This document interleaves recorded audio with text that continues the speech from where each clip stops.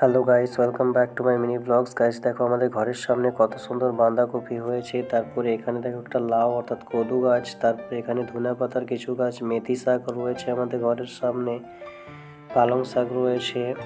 এবং তারপরে দেখো সামনে এগিয়ে গেলে আমি দেখতে পাচ্ছি বিনস গাছ। তারপরে এখান থেকেও কিছু মটর কলাইয়ের গাছ রয়েছে, যেগুলি থেকে আমি তোমাদেরকে মটর কলাইগুলি দেখাচ্ছি যে একটা গাছে কত পরিমাণ মটর কলাই ধরেছে এবং দেখতেও কত সুন্দর লাগছে। আর ঘরে অর্গ্যানিক পদ্ধতিতে চাষ, যেটাতে কোনো কিন্তু ক্ষতিকারক প্রভাব নেই।